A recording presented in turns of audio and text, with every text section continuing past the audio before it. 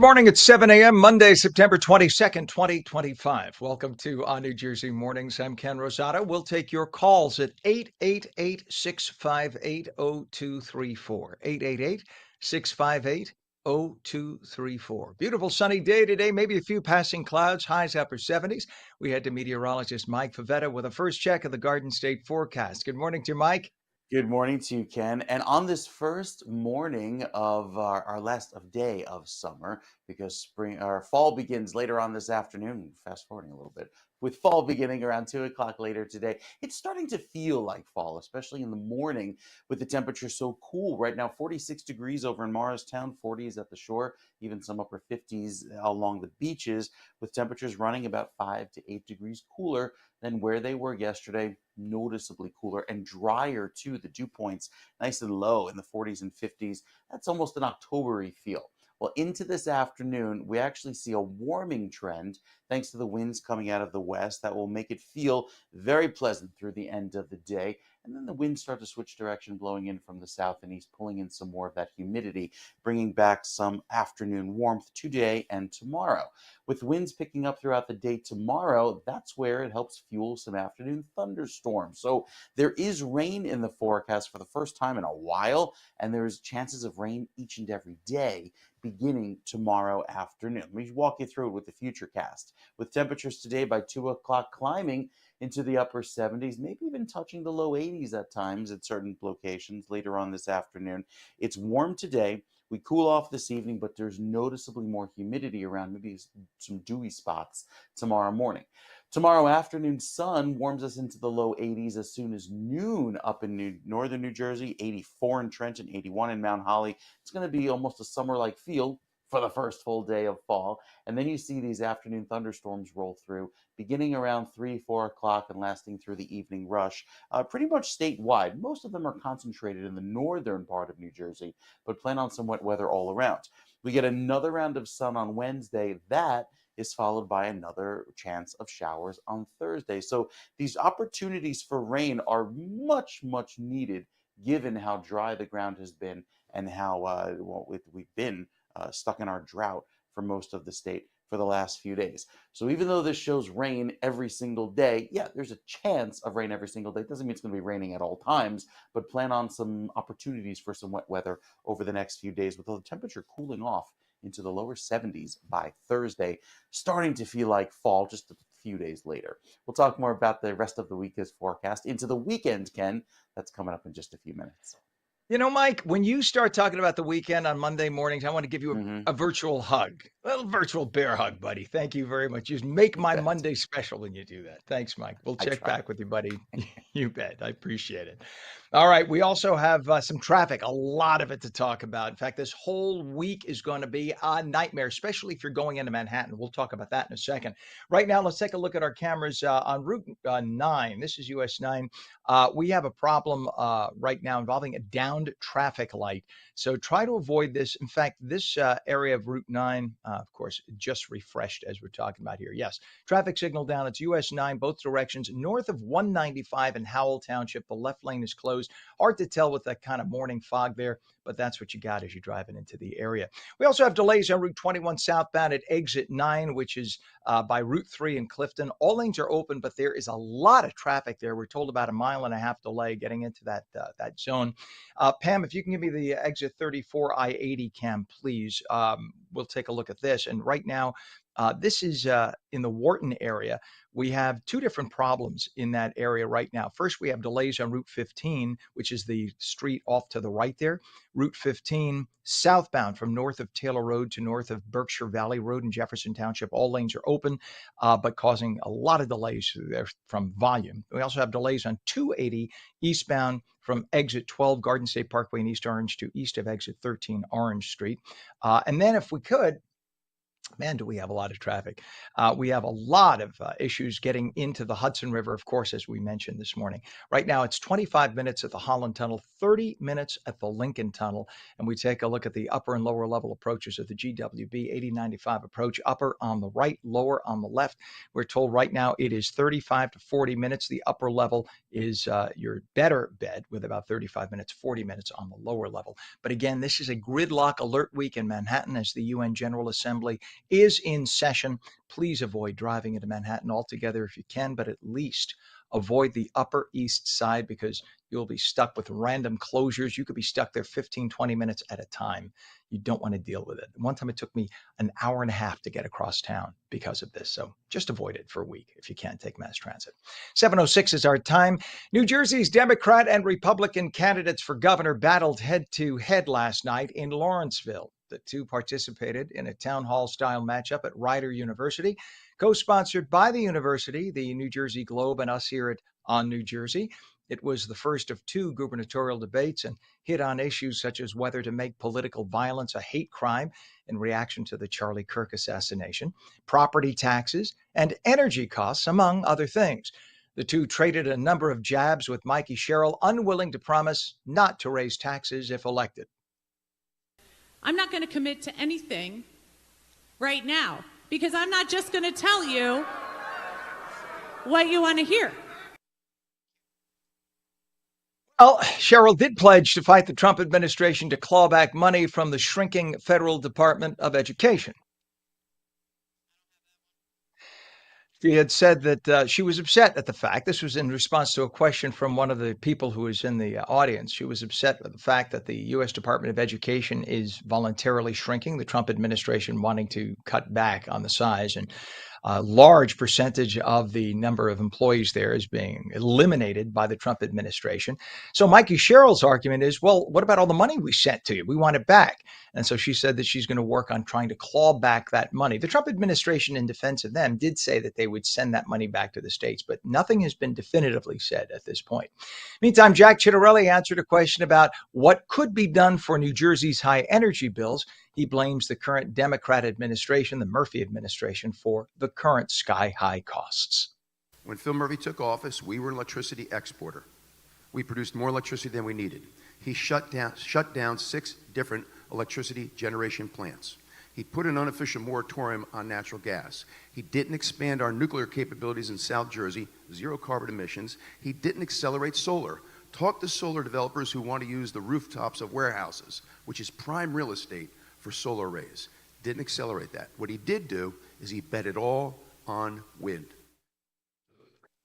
This was a big night for us. And of course, Jack Ciattarelli seized that moment because that is the big thing that a lot of people in New Jersey are talking about. The fact that energy costs have gone up 300% in some cases in the state of New Jersey.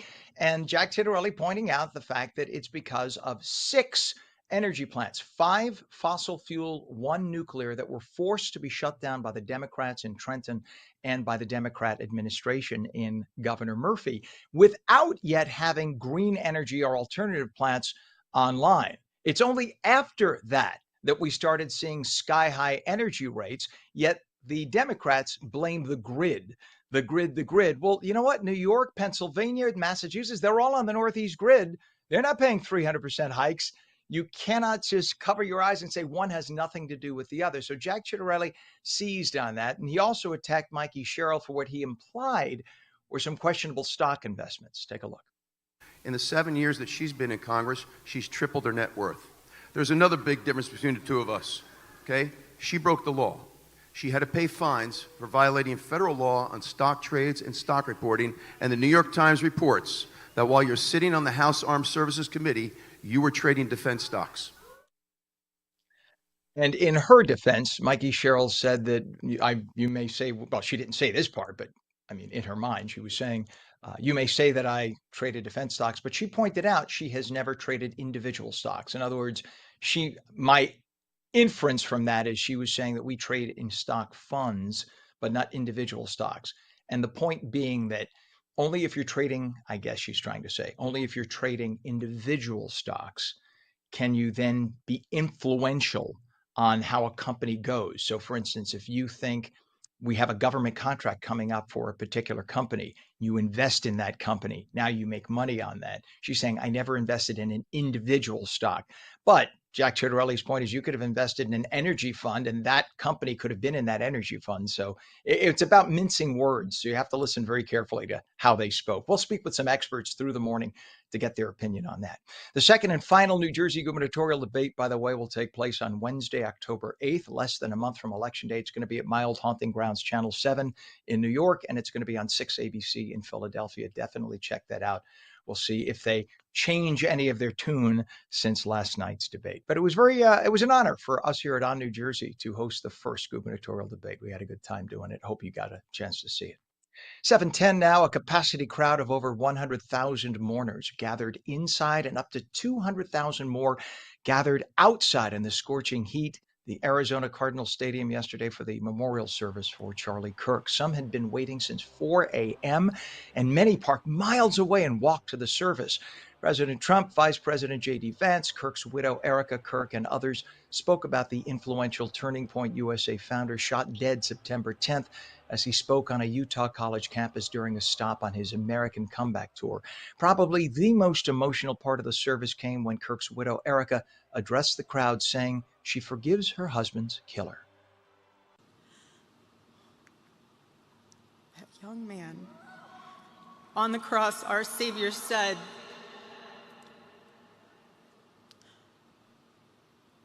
Father, forgive them, for they not know what they do.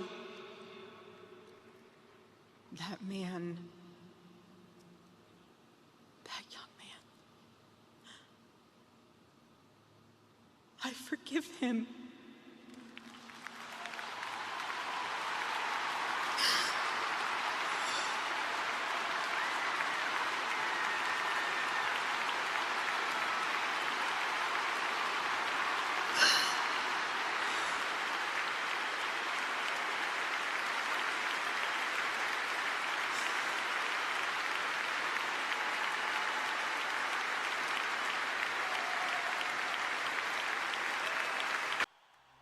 Almost all of the members of President Trump's cabinet were present for the service. By law, at least one cabinet member had to remain behind in D.C. in case of an emergency. There was a whole TV series on ABC about that.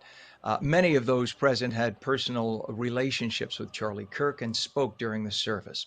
President Trump received a standing O as he arrived on stage and he addressed Charlie Kirk's parents.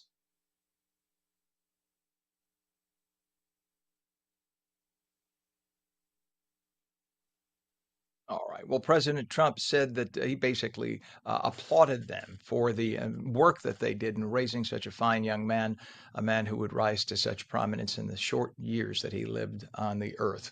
And during his speech, President Trump praised Charlie Kirk's widow, Erica, and called her back to the stage, giving her a warm hug in the process.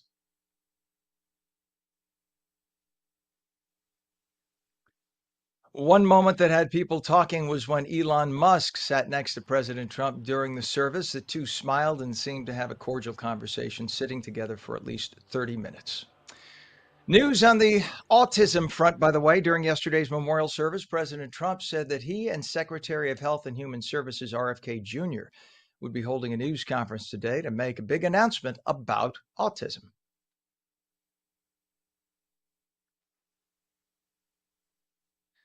So in the announcement, supposedly there is some information that we have never heard before that's supposed to be made public today. We'll find out when they make that announcement. They haven't given us a time yet, but sometime today, be looking for a news conference between President Trump and RFK talking about autism.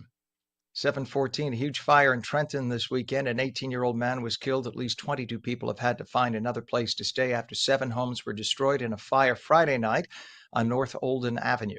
Trenton officials announced that 1 person is in critical condition. 2 people are hospitalized in stable condition.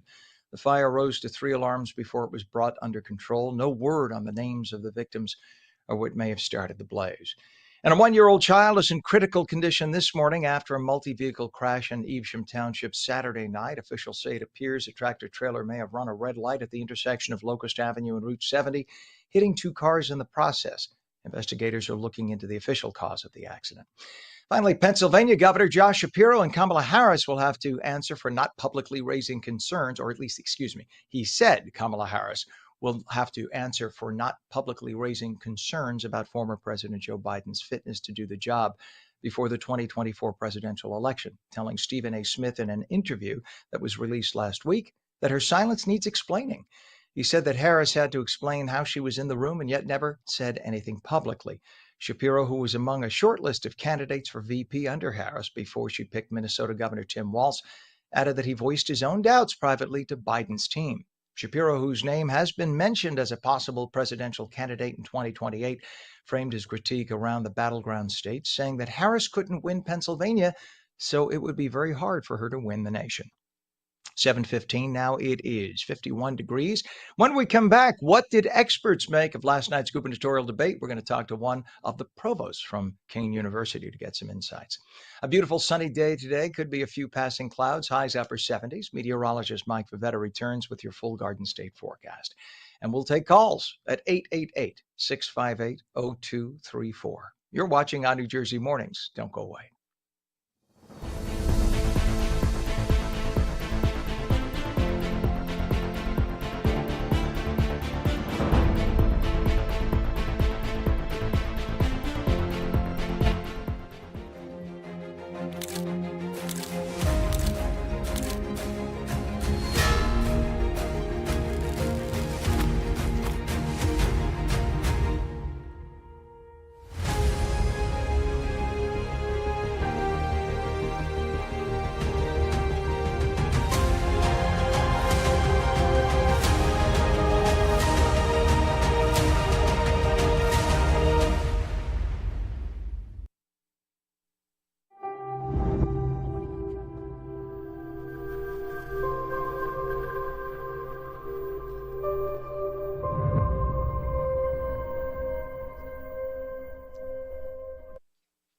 Welcome back to ONNJ Jersey Mornings for your Monday. I'm Ken Rosato. It is 7:17, and we'll take calls at 888-658-0234. Did you see the gubernatorial debate last night? Call in and tell us what you thought.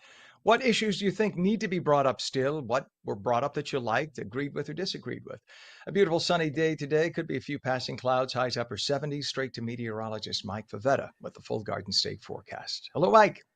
Hey, Ken, the last day of summer feeling, well, like summer should. A little bit of a warm finish to the afternoon with highs that'll be climbing back into the mid 70s. We start off now with clear sky across New Jersey, a few passing clouds, and with a little bit of rain working into the west. That doesn't arrive until tomorrow evening. So plan on a little bit of warmth. Temperatures climb back into the 70s. They were cooler yesterday and for the second half of the weekend, but we climb even all the way up to 80 in New Brunswick.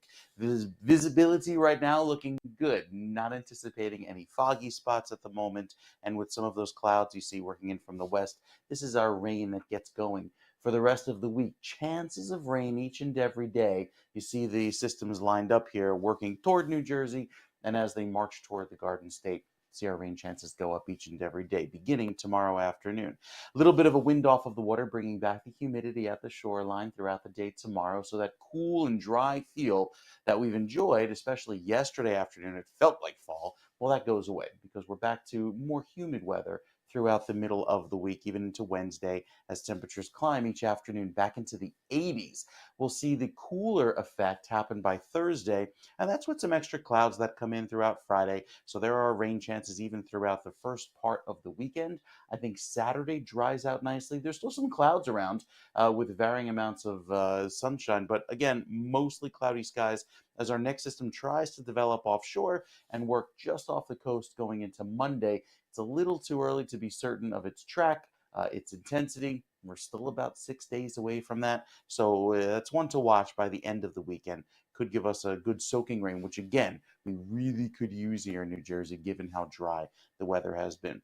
As far as the weather is concerned now for the weekend, plan on a seasonable feel. 75 degrees, a chance of showers, I think by Sunday, and then with a warm finish with those highs that are approaching average each and every day, will be above average for the first part of this week, and then get into the cooler territory by Thursday, Friday timeframe. So a little bit of a mixed bag and a change in the weather as we change seasons around 2 o'clock this afternoon when fall arrives here in New Jersey. So what you're saying is at 1:59, I will break down all my equipment and head to Australia, and I'll be there for 6 months, and I'll come back. How about that? All right. Well, equal days, equal nights, equinox. I mean, it's the same all around today. So it gets better as the season goes along. Better depends on who you're talking to. All right. Yeah. Mike, thank you very much, sir. Appreciate you. It is 51 degrees, quick traffic checks right now. We have a lot of it, especially as you get closer to the city. An absolute mess today, and we'll tell you why in a minute. But let's take a look right now first at the I-76. We have a crash on I-76 westbound, west of exit 1B, which is 295 in Gloucester City with the left shoulder closed. These people there, you see the middle of your screen, they're headed right into it. They're about a half a mile before. So you could see traffic just building there right now, but it becomes heavy just outside of our screen. And within 15 minutes, I guarantee that's going to be a bumper to bumper mess. We have a crash on North Avenue eastbound Kapkowski Street. Kapkowski Road, in Elizabeth. That's right near the airport. So I tell you that because if you're headed to Newark Airport and you take a local road, it's going to be a mess. 2 left lanes blocked in that case. Traffic signal down, US 9, both directions north of 195 and Howell. The left lane is closed. And we have big delays on Route 3 eastbound from Patterson Plank Road and Secaucus to 495 by the Helix. And that is all volume. All lanes are open, but I think this is now residual volume. It's a backup once you get into the city, and it's going all the way into New Jersey. And that's going to be the case all week. What are we talking about? It is the UN General Assembly in Manhattan, and it's going on right through, actually, not this coming Friday, the Friday after. The worst of it is going to be this Monday through Friday. There'll be sporadic closures. The president comes into town tomorrow. It's going to be a nightmare. So try to avoid going into Manhattan by car altogether, but especially the Upper East Side. Your Hudson River crossings right now, we're talking 35 minutes at the Lincoln. It's still 30 at the Holland. GWB upper and lower levels right now, really slow. 45 minutes. Look at that guy sneaking down the shoulder. He's going to get a ticket. 45 minutes now, upper and lower levels, GWB 8095 approach. It is 7:22. Dr. David Birdsell is Provost and Senior Vice President for Academic Affairs at Kane University. He is a nationally recognized expert in political communications and presidential debates, and he's with us. Good morning, Dr. Birdsell. Good morning. Pleased to be here. Good to have you on. Boy, I got you right in time for the sirens in the background. I didn't do it. Perfect timing. So we can let that pass. I'll talk for a second while that's passing. But I'm just curious with last night's debate, the first of the gubernatorial debates of the two of them last night with Mikey Sherrill and of course, Jack Ciattarelli. What did you take away from the debate overall, first up? There weren't a lot of surprises in last night's debate. Both candidates stuck to their talking points and basically treated one another as if they were on completely separate stages. There wasn't a lot of engagement. There was some sniping at one another, and those lines as well were pre-planned and canned. Not a lot of direct engagement with what people were actually saying last night. The Ciattarelli campaign has for months now argued that Mikey Sherrill is inspecific, wants to nationalize the election, doesn't want to speak about issues that affect New Jerseyans.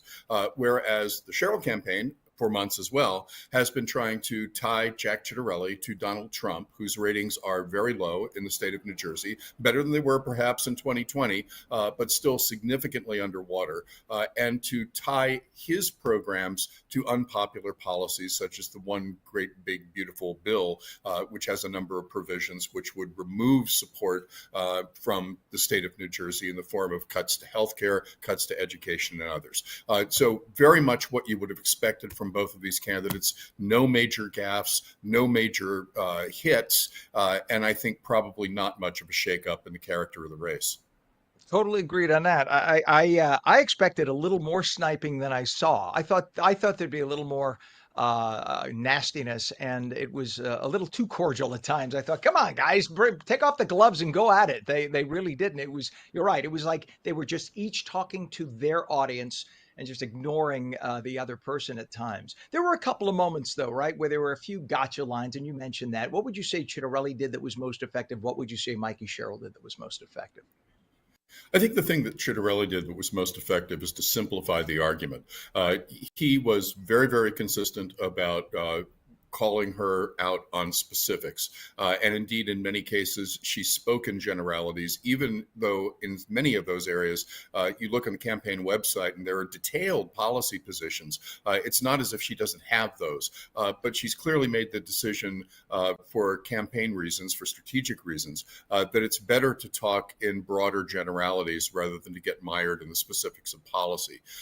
He tried on several occasions, too, that I can remember, specifically to take 15 seconds of rebuttal time and bring up her record on transgender participants in school sports at the high school level. That went absolutely nowhere. She didn't take the bait. The moderators didn't follow up. The audience didn't respond particularly, but there was an effort to try to make that happen.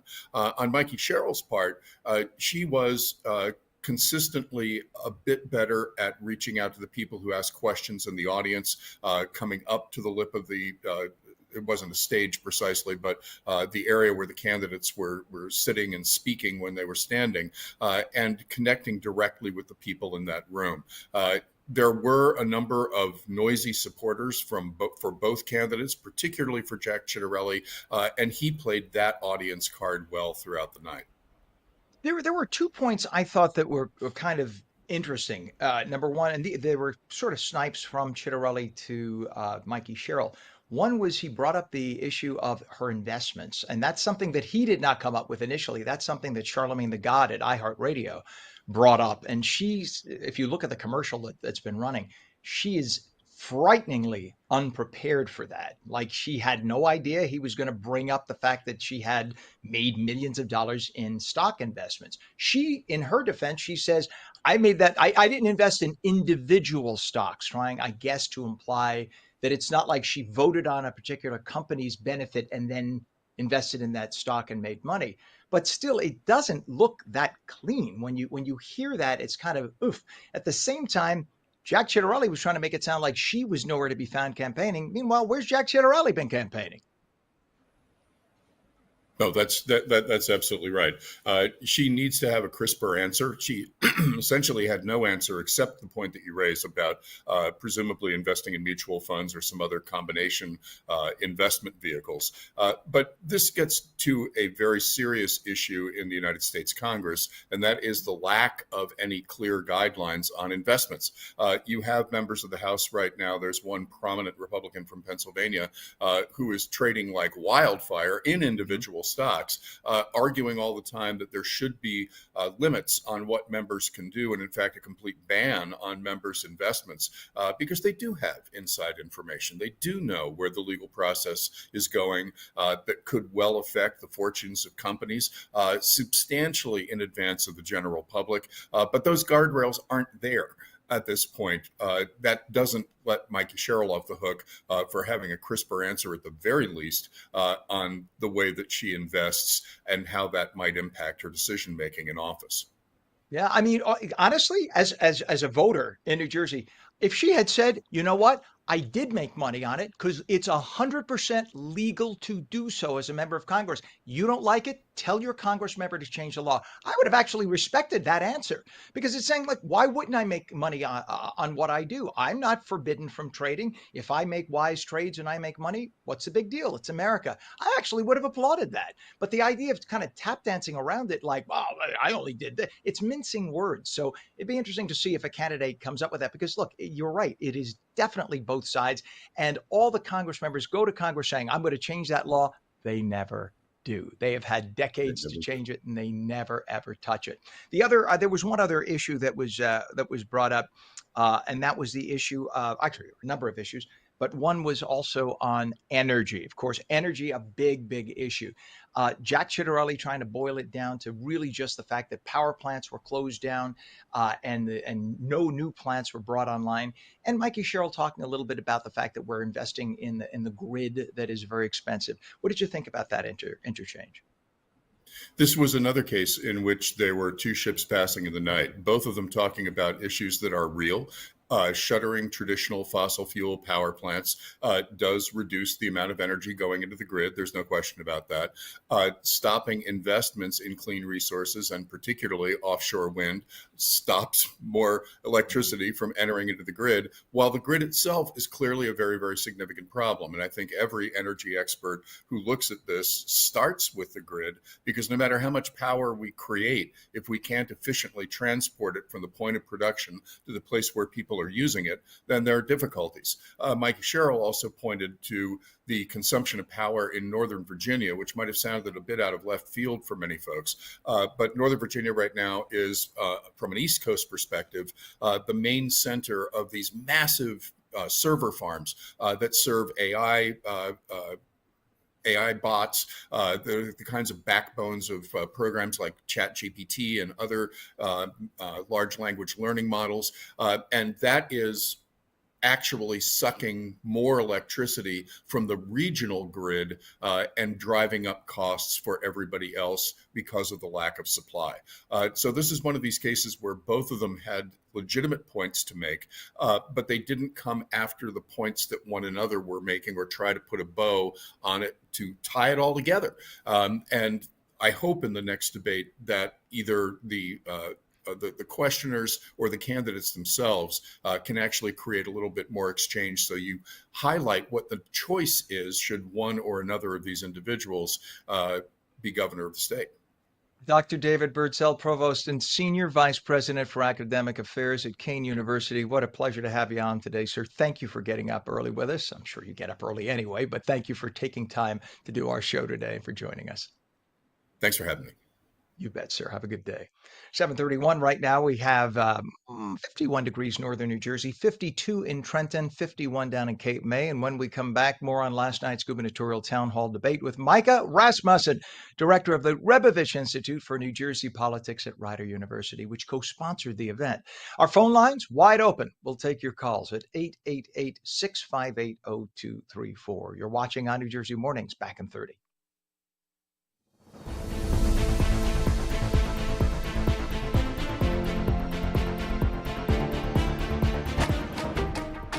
Hi, I'm Jeanette Hoffman, host of Energy Matters. Join me every night at 6 p.m. where we're discussing energy affordability, challenges, and solutions with stakeholders and elected officials. Join me weekdays at 6 p.m. on Energy Matters on ONNJ.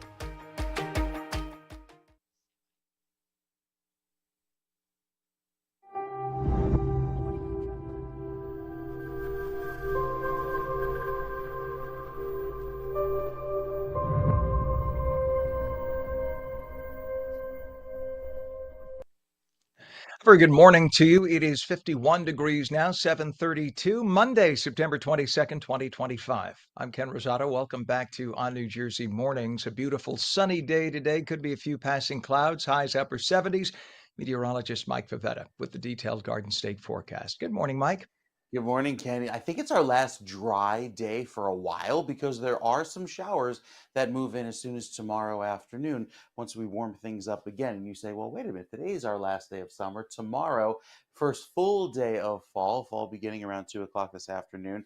Why is the weather warming up? Well, there's a little bit of a spike in heat before we tap into some of that cooler weather by the end of the week. Right now, we're clear across New Jersey, live radar at 7:33, not seeing any rain. And with that sunshine today warming us into the mid 70s at the shore, upper 70s, even touching 80 right there in Camden. A warm finish to this afternoon with even warmer weather tomorrow. We'll probably get into the mid 80s by the end of the day. So finishing out the afternoon with temperatures which will be just around average. We'll enjoy the sunny finish to the afternoon, but with it, again, a few more clouds rolling in by the end of the day.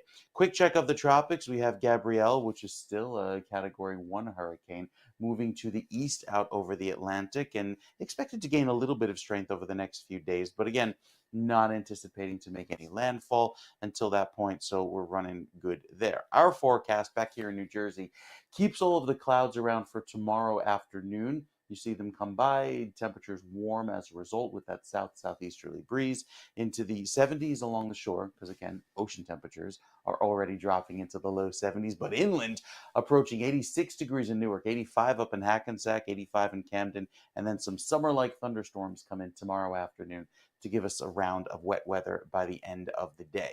That's just the first round of wet weather. Over the next several days beyond that, because Thursday has another opportunity for some rain as our next weather system moves in. Notice it's a stationary frontier with the line drawn in the clouds, and it'll fade, giving us the opportunity for some wet weather as one system after the next moves across New Jersey over the next several days, giving us our, well, rainy chances going into the end of this work week. The weekend, I think, should stay dry. But you look at the 7-day and go, wow, rain tomorrow, rain Thursday, and rain into Friday. Yes, but there will be opportunities for rain. They're not washouts each and every day throughout the rest of the week.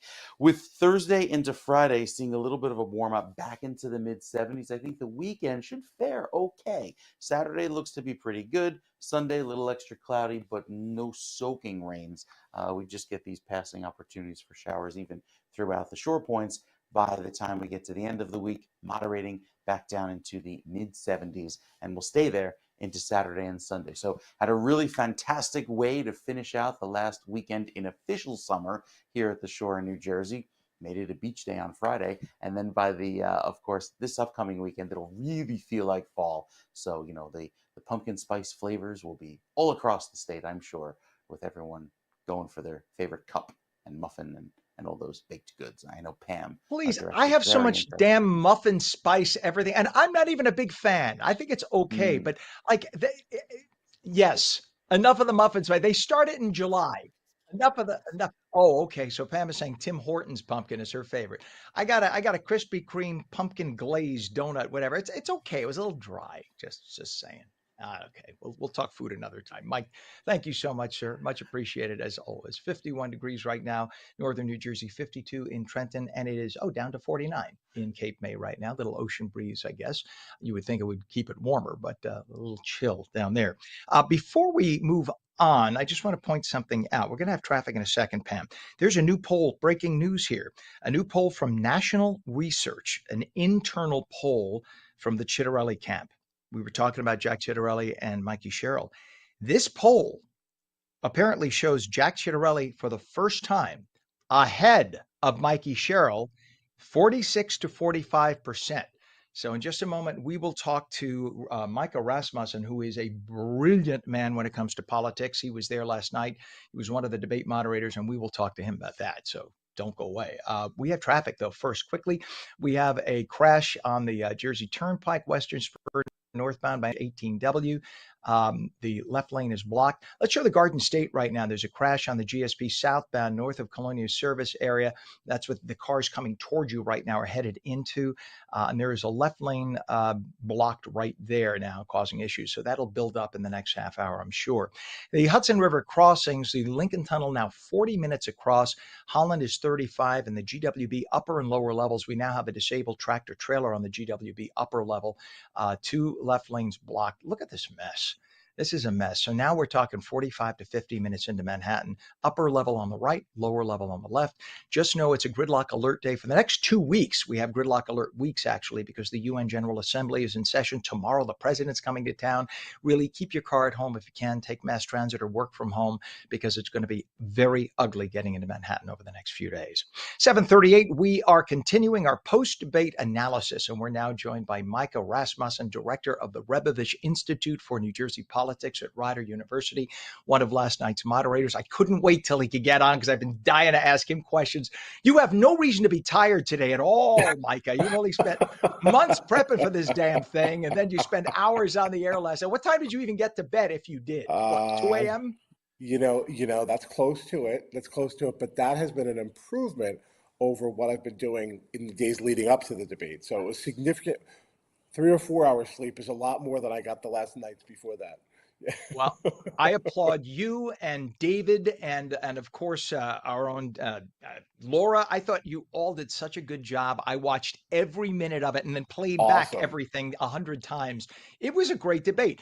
Our last guest, Dr. Birdsall, pointed out. He's like, well, it was the kind of the expected answers. How did you feel the tone was last night? Did you feel the same way about that? Um, I actually thought we put more meat on the bone than we have heard, certainly from um, Mikey Sherrill's campaign. I think over the last several months, but I think they both put a lot of detail out there, honestly.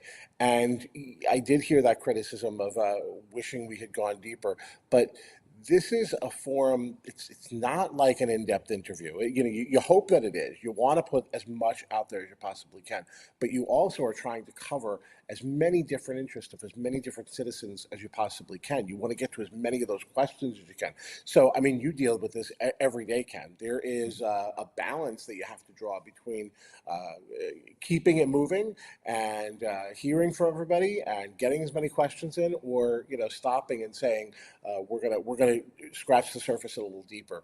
We tried to not do that. We were consciously trying not to do that as much this time. Listen, everybody's got a different cup of tea, but we definitely tried to keep it moving. I thought, you know what? I thought you hit a lot of topics.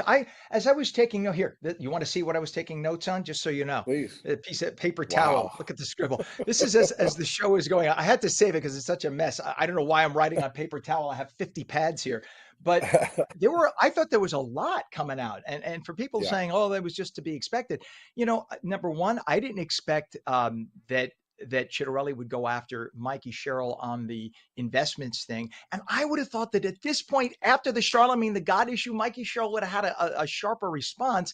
The flip side, when he was saying that Mikey Sherrill is nowhere campaigning, honestly, Jack Chitterelli keeps saying he's everywhere, but do you see him everywhere? So I thought they both had issues that could have been tackled better.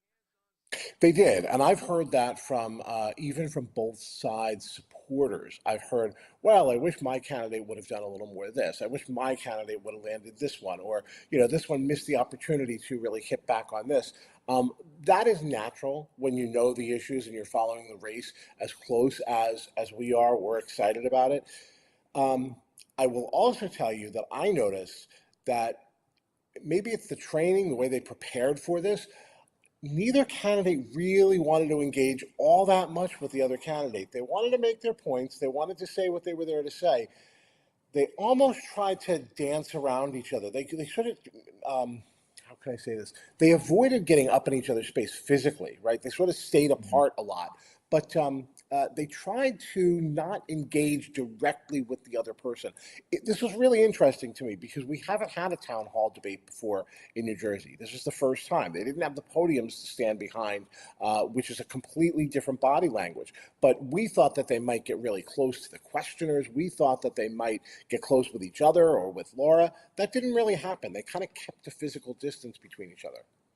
Yeah, you know what? I call it the Rick Lazio effect because Rick Lazio was the famous New York congressman who's actually a friend of mine, very good friend of mine. And Rick, you recall, went up to us. Hillary Clinton. I say Hillary before she was senator or secretary of state. She was just Hillary Clinton then, first lady, former first lady. And he wanted her to sign an agreement or whatever. And he broke the line, right? He walked across from his podium to hers. And everybody, the big complaint was he was kind of, trying to be the man or being misogynistic by doing that. And nobody's done that since. And so I see what you're talking about. Definitely last night, you could see they were talking this way and this way to their respective audiences. And I Yeah. thought they both came across really, I mean, there was no nastiness. There may have been some disagreements, but there was no ugliness or nastiness. Do you think voters are looking for that to try to get away from the ugly at this point? We talk about it all the time. Some years, I think it's true, and some years less so. Do you think they're trying to get away from the ugly this time?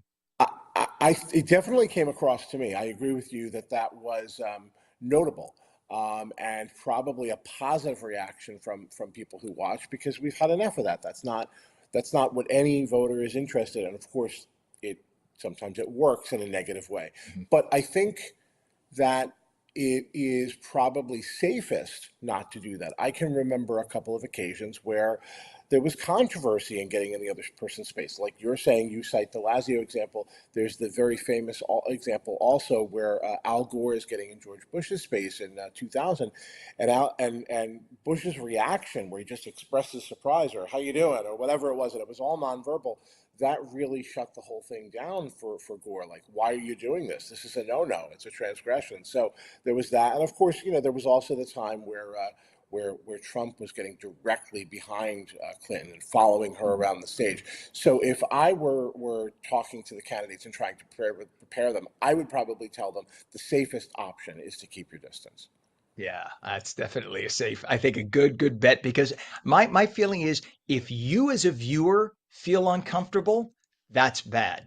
And if the Benji. candidate is making you, the viewer, feel uncomfortable, that's not what you want. I would think Yeah. you want the viewer to feel totally simpatico with you, one-on-one, as if they are superimposing themselves on you and they are there. What would they do? And I think if you're doing something that makes them bristle, that's not a good thing. Speaking of preparation, how did you Mhm. prepare for last night? Oh my goodness. Well, I'm probably not the best example or the most representative example because we had 1,600 people in that room and for the live part of it, and I have spent weeks upon weeks on tickets and who's coming and RSVPs. So that was one of the big parts of my job was the crowd. Also, really, since the death of Charlie Kirk, the security aspect of the campaign became of the debate became absolutely paramount. Everything there was always a but from his death on, it was very clear that this was going to have to be a completely different animal. So we've worked hand in glove with the state police and other law enforcement partners. So again, neither of these are directly related. I also, here's another part, we solicited questions from people who were in the room. We said anybody could submit a question. We got well over 75, maybe closer to 100. We had to screen those. And then once we screened those and picked the ones that we thought had the most interest to the most voters, then I had to go back and we had to tell those folks that they were going to be involved. We had to sort of tell them what to expect from a production point of view, had to ask them if they could edit down their questions. So there has been an enormous amount of work. We had 25 student volunteers who learned so much and had the experience of a lifetime. So you had to train them and tell them what they were doing. So it's been weeks, maybe more than weeks, maybe months that have been involved in preparing the proposal, submitting it to the Election Law Enforcement Commission, getting them to pick it. It's been a wonderful project. I have loved working with ONNJ Jersey the way that we always do and with the Globe. And it's tremendous. It's also a sense of relief when it's done and it's also all going well. But then there's also the sense that, wait, it's over now. But we all know that we'll be doing this again. Yeah, I mean, I'm a political junkie, and whenever you or David are on, I'm like a 3-year-old who's going to get candy with mommy at the candy store. I just can't wait till you guys come on. I I have to agree. calm myself. In fact, I hope I'm going to do this live on the air and throw a curveball. Do you have a few extra minutes for us, Micah, right now? Sure, sure, sure. All right, I appreciate it because I know poor guy hasn't slept, I'm sure. And Pam, let's just forego the 7:45 break and take another 5 minutes if we can, because we have so many more questions to ask. How do you balance keeping the debate focused while also allowing things to remain organic between the candidates? Yeah, yeah. Laura was prepared to cut things off when a candidate was going over time. She was prepared to get between them, stand between them. Again, there's this nonverbal sense of communication. If you're a teacher, you know that standing where you're standing can shut a person down if they're talking in class. So there's a lot of elements to this. But I have to say, she didn't have to do a whole lot of that. Mhm. We had time clocks that were very prominent. We had it on the jumbotron at the back of the gym.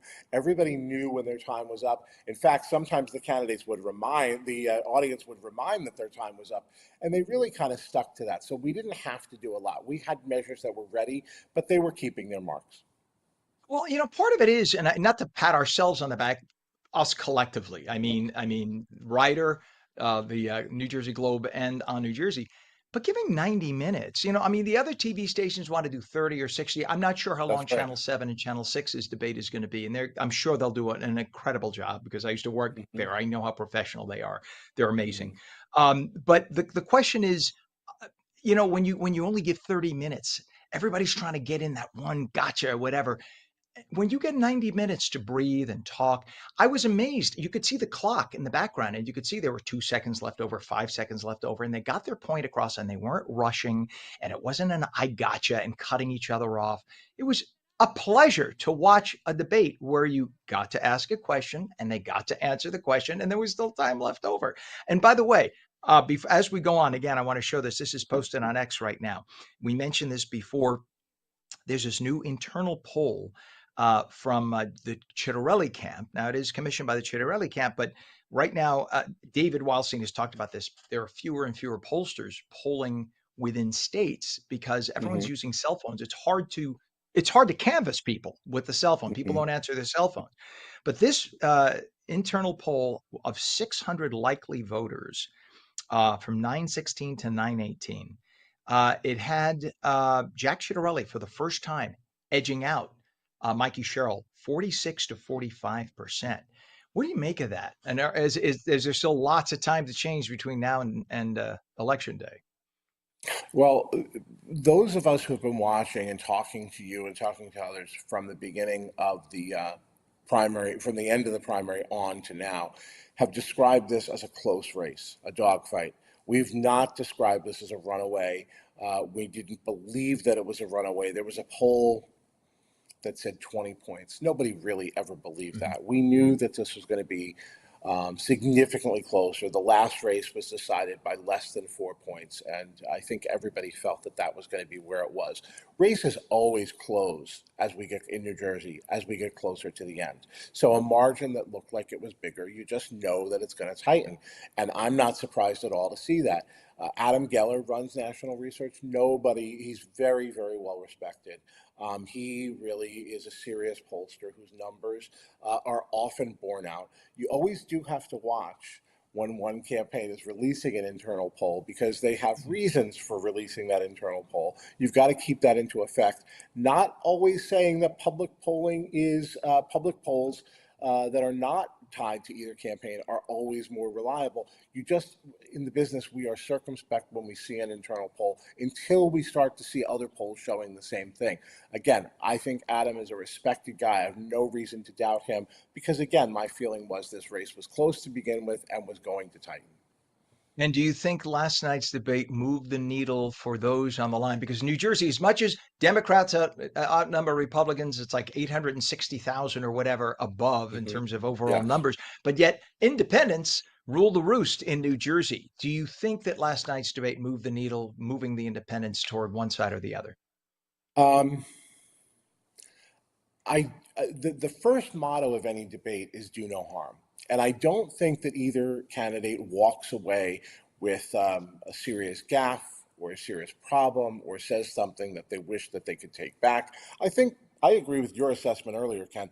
I think both candidates came across pretty well. They made the points that they wanted to make. They provided more detail than maybe they provided before.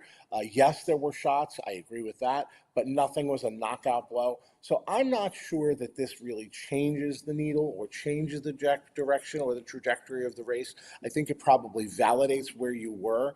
If you were truly undecided, I guess it's going to matter what issue you heard that you needed to hear from. I'm not sure that this took leaners off the fence necessarily. Mm, interesting. Well, I'm still betting on the old Clinton rule. It's the economy, stupid. And I think a lot of people whose pocketbooks are hurt either by property taxes or by energy costs, that personal opinion, that's going to play a lot into it. I'm a New Jersey resident for many years now, and this is what it's what I'm hearing on the street. That's what a lot of people are talking about. The question is, Yeah. can you put the blame on Mikey Sherrill? Mikey Sherrill's coming up with some solutions, but then the Murphy camp saying, hey, we can't do that. We would have done it. So it's going to be interesting to see. At the same time, Jack Ciattarelli, who knows what he's Well, talking about? He's saying that on day one, I'll do this, this, and this. Well, if you don't have either the Assembly or the Senate, good luck. I know you have a well, powerful governor in New Jersey, but The tricky part of the economy is, as you just said, who do you blame? And there are two ways that that can go. You can blame uh, the situation in New Jersey, or you can blame the situation in the economy nationally. And how people feel is somewhat influenced by how much of the oxygen in the room that Trump takes up constantly in our politics, right? We've talked about how, maybe he's not a New Jersey issue, but economically, on the economy, stupid, as you just said, it's hard to imagine that he can be ignored. And so it's a question of who voters are going to hold more responsible. And that has partisan involvement as well there, how you lean or who you blame. Well, I would register at Rider University just to take your classes. Micah Rasmussen, always a pleasure to have you on, director of the Rebovich Institute for New Jersey Politics at Rider University. You did great last night. What a pleasure to watch you guys. Thank you so much for getting no sleep and coming on this morning. Believe me, I Thank, appreciate you. thank you, Ken. That means a lot. You bet. You bet, man. Have a good day. It is 7:54. Let's go straight to meteorologist Mike Favetta. Sorry to be so late, sir. You know, the political junkie in me, Pam, our director, is like giving me the hook saying, stop. So how are you, sir, today? And we got a nice day coming. We do, Ken. We've got a beautiful day ahead, lots of sunny, mild weather. And on this first day of fall, beginning around 2 o'clock this afternoon, we look ahead to warm sunshine across New Jersey, with it a little bit of haze and humidity developing as well, thanks to a southeasterly breeze, pushing temperatures into the mid and upper 70s. Look at that, pretty warm up in Sussex by this afternoon. Well, the drought continues across northern New Jersey. Didn't get much rain last week, and with it, also some dry spots there along the shore. We're still running about 40 to 50% of average, so half the normal amount of rainfall, and that equates over the last month to about a 1 to 2 inch rainfall deficit across northern New Jersey. Down in the tropics, we gave you the update on Hurricane Gabrielle, but there's another system that may develop in the coming days. That's one to watch, moving there westward over the next few days.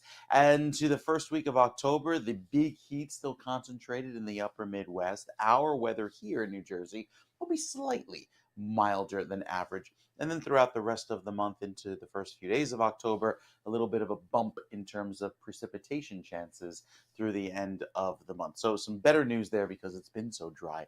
We could really use some rain. There's looks like a lot of rain on the 7-day, but it's actually some chances of showers each day. The first, beginning tomorrow afternoon into tomorrow evening, some thunderstorms come through the northern part of the state, maybe clipping central and southern New Jersey, and then another opportunity for some rain again on Thursday. Friday sees that rain end, and then by Saturday we dry things out by the afternoon, and Sunday brings back a milder finish, 77 degrees. So even on the shore points going down the shore, we see a mild trend into the middle of the week, and then we start to cool off into the mid and upper 70s by the end of the weekend, with some higher chances of rain come the end of the week. So a little bit more moisture coming into the picture to start off fall, but still can't get that real cool feel that you'd expect for fall. Probably going to take another few more weeks, Ken. All right. Thank you very much, sir. Appreciate you as always. In terms of, 51 degrees right now. Let's take a look at traffic. We have a mess now on part of the Garden State Parkway. Look at this. This is due to a crash on the northbound side of the GSP, south of exit 136, which is Stiles Street in Clark. The right lane is blocked. And so this is about half a mile before that blockage. You could see the delays it's causing. Oh, you can see, oh, there are, thank you, Pam. Pam is pointing out there's some kind of emergency lights right in the middle. Look at the middle dot. You see the flashing light. So that's what that is. Thank you, Pam. Pam has eyes like an eagle. That's why she's a mom of two. She has eyes like an eagle. She can spot stuff that no one else can find. Thank you. We have a crash investigation also on Route 130 southbound, south of Ridge Road in South Brunswick. All lanes are currently closed there. That is a mess. And we have another issue on the Garden State Parkway further south. There's a disabled vehicle on the GSP northbound south of 195 in Wall. The left lane is blocked. We take a look at the Hudson River crossings right now. Just an absolute mess because we have a gridlock alert week. The UN General Assembly is in session. So the Lincoln Tunnel is now 40 minutes in. Holland is now 30. Look at the GWB upper and lower levels. There was an issue on the upper level before. People are like going down the shoulder. Don't do that. You'll get a nasty ticket and points. Try not to do that ever. But the upper level is on the right, lower levels on the left. We're told it's 40 to 45 minutes either way getting into Manhattan that way. It is now 7:58, and we're going to take a break and reset. When we come back, taking calls at 888-658-0234. Beautiful sunny day today, maybe a few passing clouds, highs in the upper 70s. You're watching ONNJ Mornings, and we'll be right back.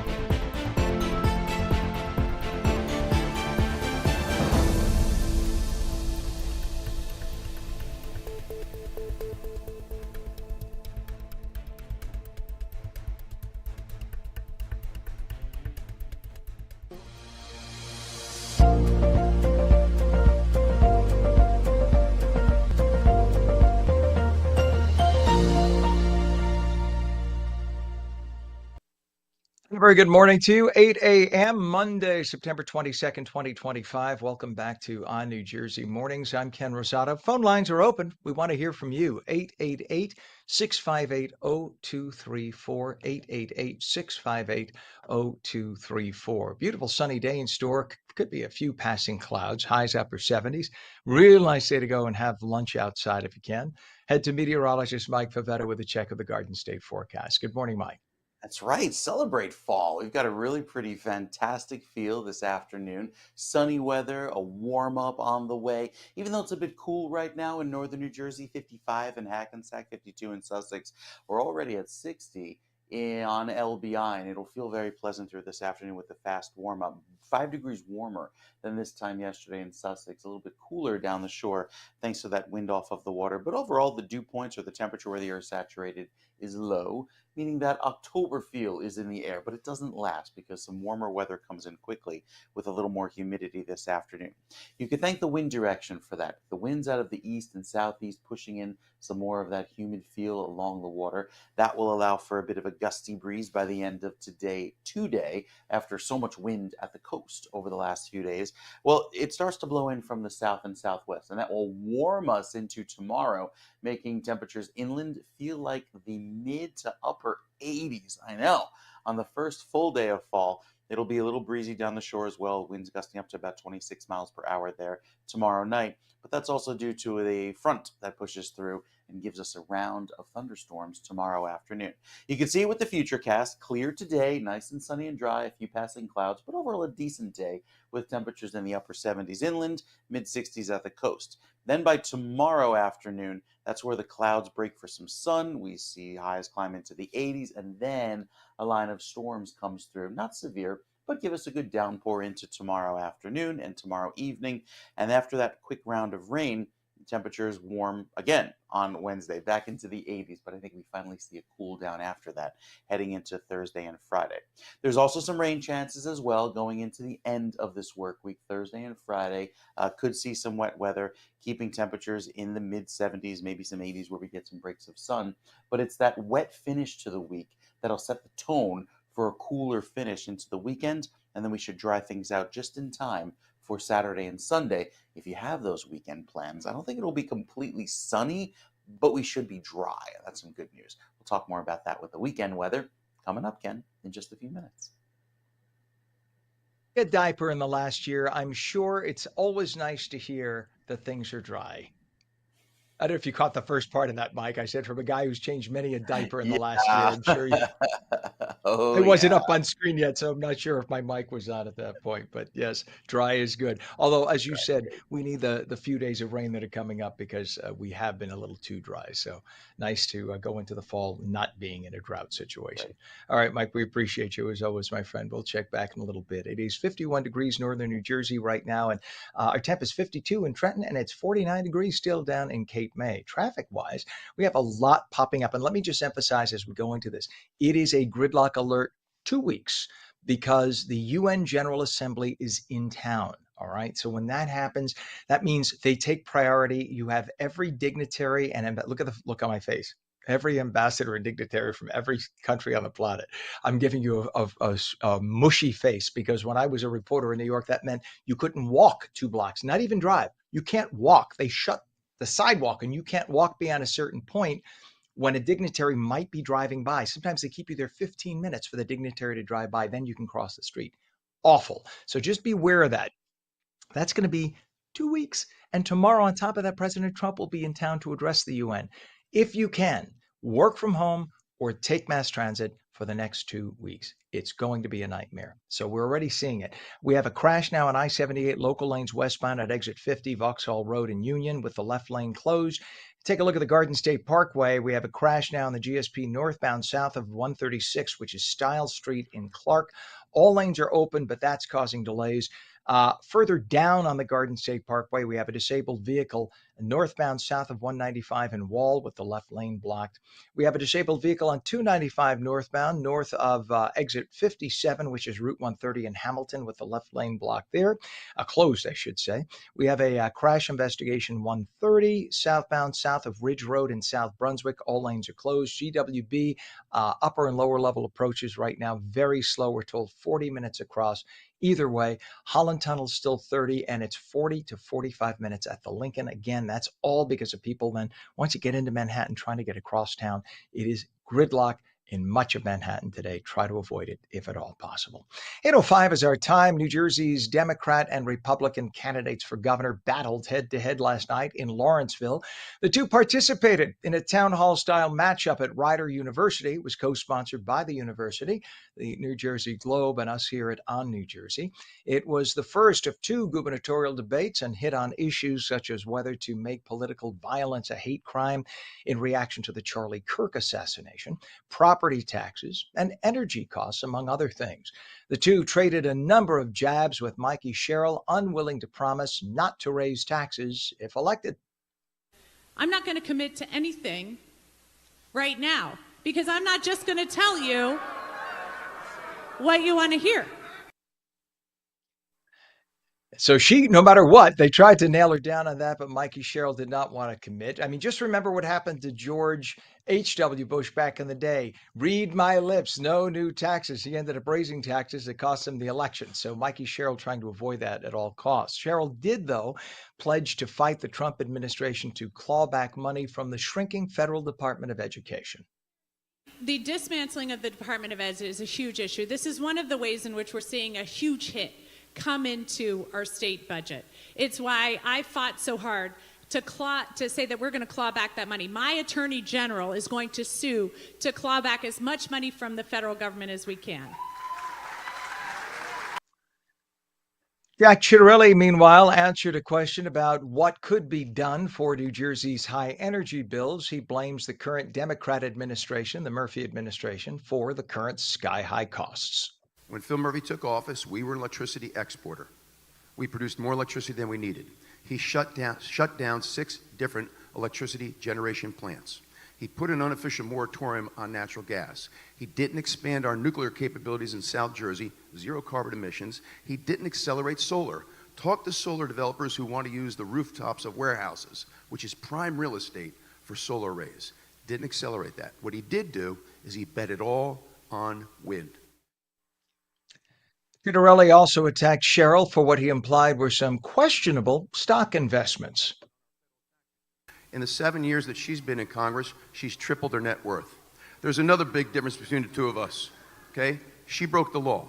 She had to pay fines for violating federal law on stock trades and stock reporting, and the New York Times reports that while you're sitting on the House Armed Services Committee, you were trading defense stocks.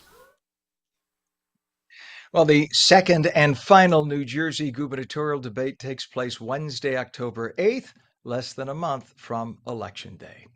8:08 is our time. A capacity crowd of over 100,000 mourners gathered inside and up to 200,000 more gathered outside in the scorching heat outside Arizona Cardinal Stadium yesterday for the memorial service for Charlie Kirk. Some had been waiting since 4 a.m. Many parked miles away and walked to the service. President Trump, Vice President J.D. Vance, Kirk's widow Erica Kirk, and others spoke about the influential Turning Point USA founder shot dead September 10th as he spoke on a Utah college campus during a stop on his American comeback tour. Probably the most emotional part of the service came when Kirk's widow Erica addressed the crowd, saying she forgives her husband's killer. That young man. On the cross, our Savior said,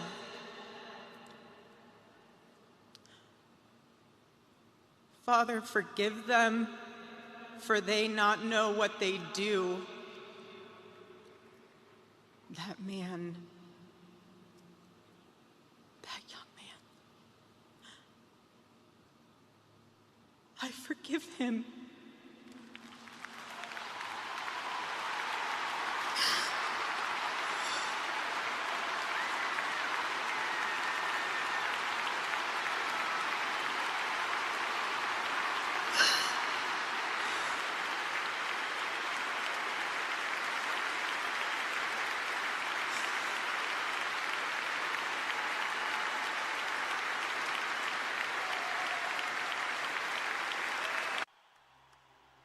Think of what it took to muster up the strength to say those words. Almost all of the members of President Trump's cabinet were present for the service.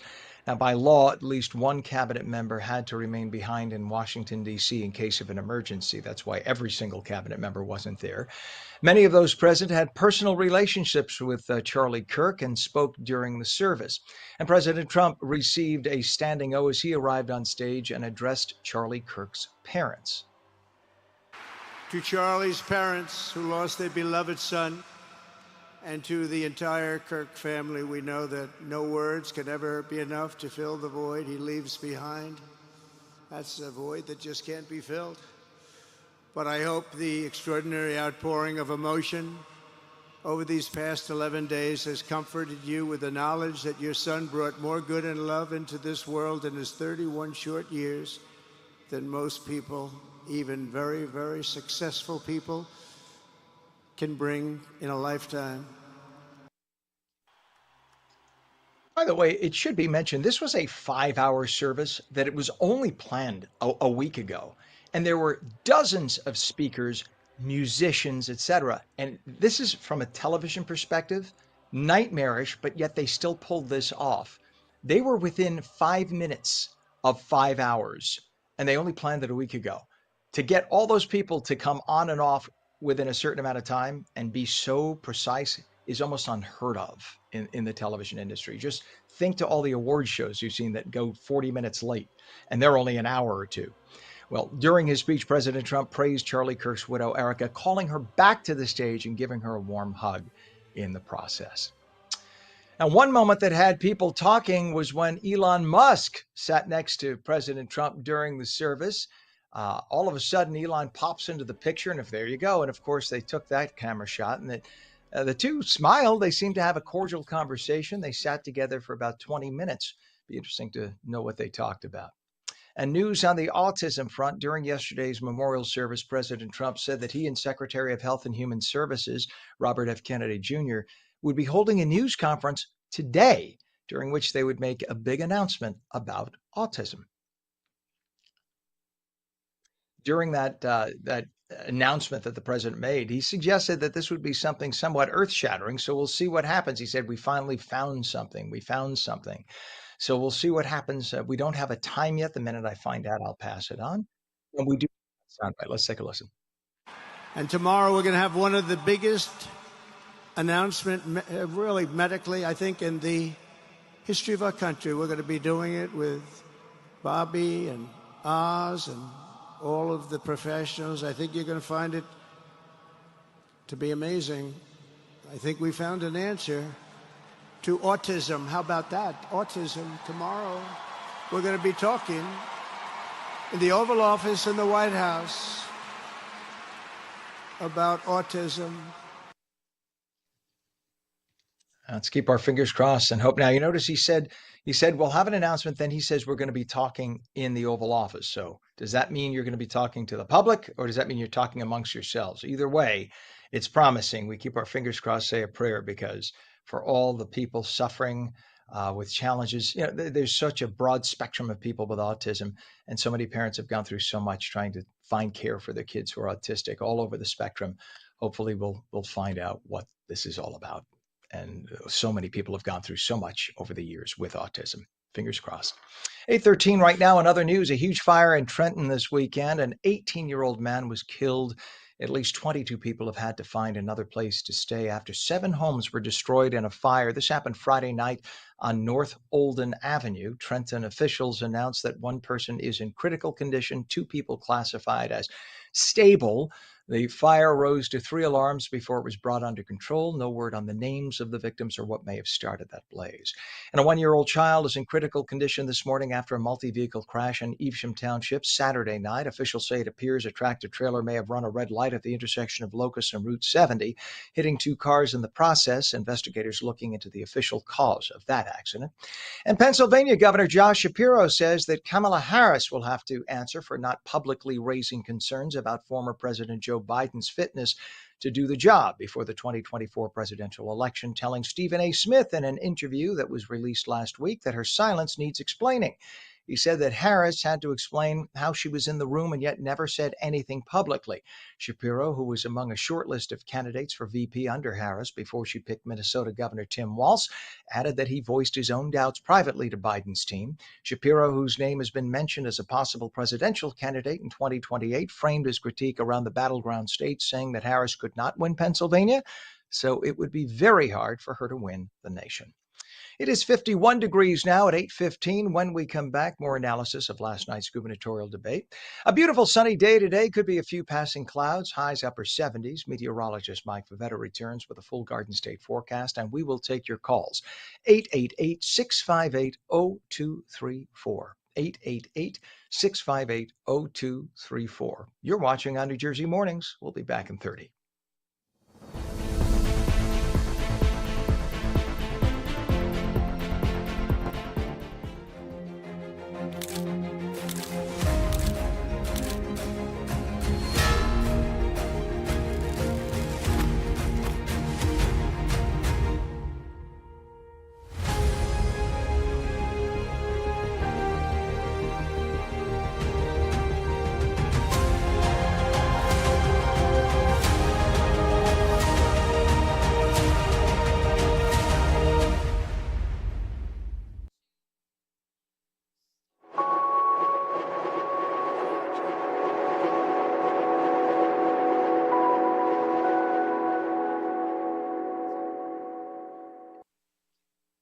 I love the nice Zen rejoiner there. Pam, our director, playing that. We need the Zen rejoiner after last night's debate and a busy, busy weekend. Welcome back to On New Jersey Mornings. I'm Ken Rosato. It's 8:16.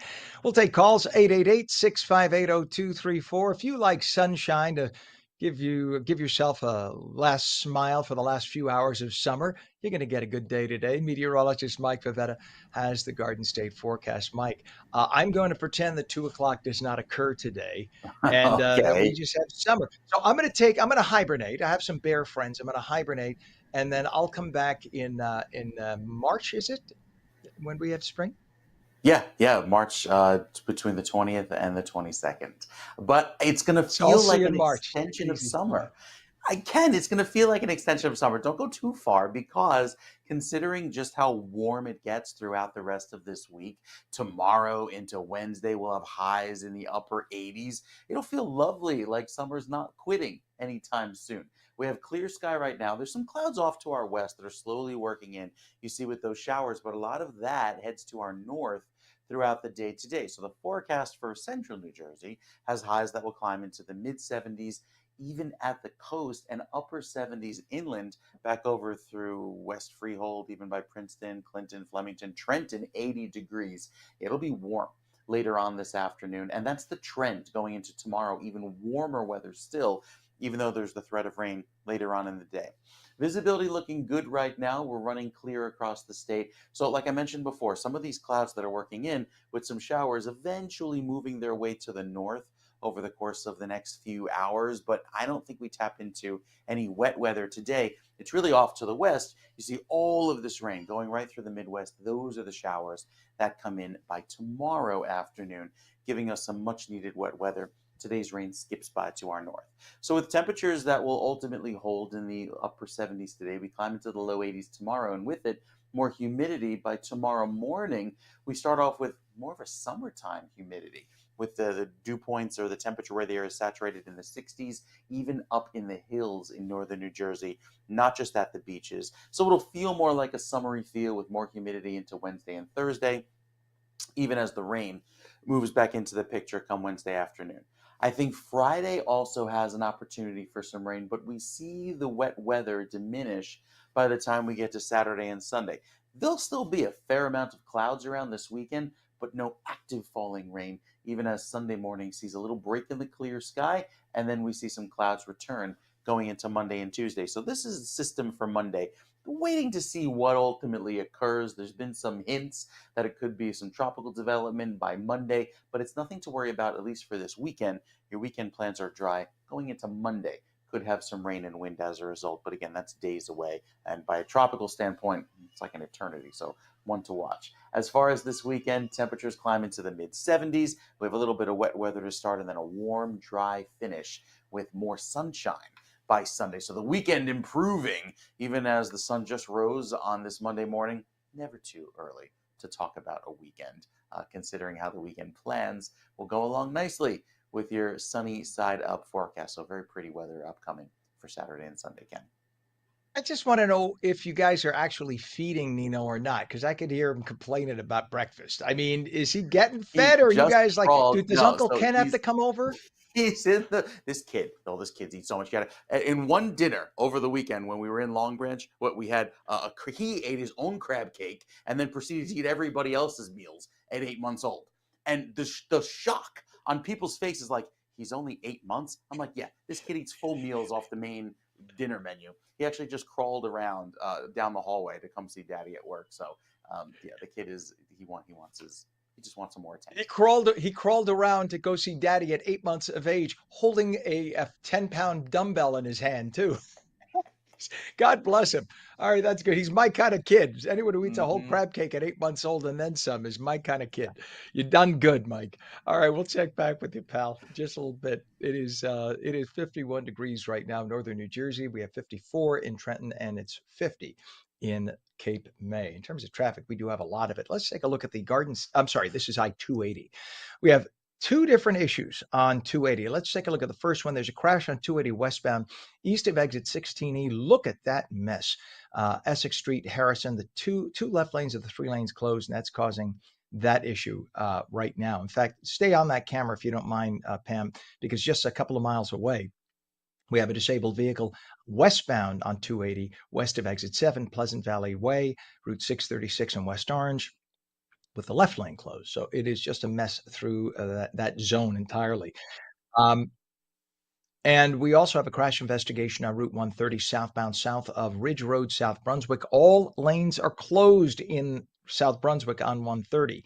Over to the Garden State Parkway, crash on the GSP northbound, south of 136 Stiles Street in Clark. All lanes open, but that's causing really a mess as people are trying to creep through. And a disabled vehicle on the Garden State northbound, south of 195 in Wall with the left lane blocked.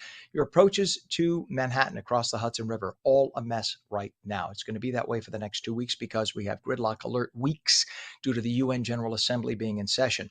The Lincoln Tunnel right now is 40 to 45 minutes across. Holland Tunnel is 30 minutes. GWB upper and lower levels, take a look, 40 to 45 minutes either way, upper on the right, lower on the left. Just a mess. The president's coming to town. It's even going to be worse tomorrow when he's in town. But for the next 2 weeks, gridlock alert in Manhattan. Try to avoid, take mass transit if you can, or work from home. 8:22 is our time. Alyssa Maurice is head of research at the William J. Hughes Center for Public Policy at Stockton University. As the dust settles after the first New Jersey gubernatorial debate, Alyssa knows how to break down all the data to analyze what the voters took away. And she also takes a special look at how younger voters are thinking about the race and the issues that matter most to them. Good morning, Alyssa. Thanks for coming on. Good morning. Yeah, thanks for having me. I'm glad to be here. Nice to have you. And we just got a new poll. It was an internal poll from the Chitterelli camp, but nonetheless, it was 600 likely voters for the first time so far since either candidate announced that they were running. Chitterelli is ahead. It's only by 1 point, so it's within the margin of error. But it's the first time a poll shows him ahead of Mikey Sherrill, 46 to 45%. How significant do you think that is at this point? And overall, what do you think stood out most in this first debate? Yeah, I think with regard to polling, it's very important to keep the perspective that it's early in the race. The candidates are still working to introduce themselves to voters, as we saw last night. And I think we need to, be mindful consumers of polls. As you mentioned, there is a margin of error. This is going to be a close race. That margin of error goes both ways. So these polls are showing a range of estimates within that margin of error. So we just have to take them, as a snapshot in time and just keep in mind that it's still very early on. With regard to last night's debate, I think, I don't know that any one candidate necessarily dominated or, had a perfect night. But I also don't think that either one hurt their campaign. I think, starting with Mikey Sherrill and her strengths, as I mentioned, they're still sort of trying to introduce themselves to voters. And so we saw her last night really emphasize her background and her resume as a Navy pilot, as a mother. I think those characteristics really resonate with voters. We saw in the primary when she was facing, many challengers, she did well among women, specifically suburban voters. So I think leaning on the fact that she's a mother, when she talked about certain answers with regard to protecting children, I think that her experience in the Navy as a mother just is something that would really resonate. And then we see with Jack Chitterelli, his strengths. He was, a skilled debater. He was very well spoken. Many of his answers were very clear. And throughout the night, we saw that he was trying to point out when Mikey Sherrill wasn't quite as clear in her answers and answering directly. So I think that was a strength of his, staying on message in that respect. Well, here's a question. Mikey Sherrill is now in her third term as a Congress member. And the question is, why is she still talking about what she did 30 years ago or 20 years ago? Why isn't she emphasizing in the last 5 years, here's what I've accomplished in Congress? And I know that's been one of the criticisms, certainly from the Chitterelli camp, but do you not say that's a valid criticism? It just felt so much like it was either we hate Trump or I used to be a Navy pilot. But okay, what else in between? Do you think that could be a weakness that will be exploited by the Chitterelli camp? Yeah, it's a strategy, and we will see if it pays off, but it's a strategy to focus on things that are not divisive right now, not controversial right now.